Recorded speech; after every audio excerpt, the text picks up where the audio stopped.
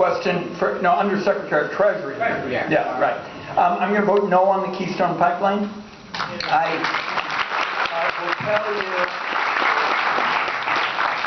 that I spent a lot of time when I was chairman of the Energy and Natural Resources Committee kind of trying to unpack this and the merits, the economics, and the environment. Of course, it's, you know, a carbon-rich material that would be generated. What has been most troubling to me is I again and again and again ask Canadian government officials and officials from the Canadian energy industry, the private sector, to make a commitment that in some way this was going to benefit Americans.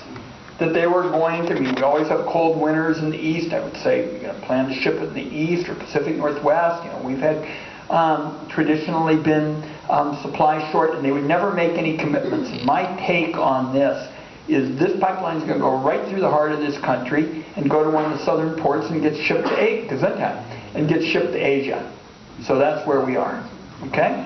Antonio Weiss has been nominated for one of the undersecretary positions at Treasury, and I have announced that I'm not going to make up my mind until I've had a chance to meet with him and until I've had a chance to hear him testify publicly before the Finance Committee. He'll come before our committee when he's going to be considered by the Senate. And the reason why is, first of all, my views with respect to Wall Street have been pretty clear. I was one of a small number of United States senators. I voted against the Wall Street bailout when a Republican president asked for it, when a Democratic president asked for it, and most recently voted against the omnibus here 3 weeks ago when I thought it was a big error to relax the Dodd-Frank requirements with respect to derivatives and other things that, by the way, Wall Street was really pushing.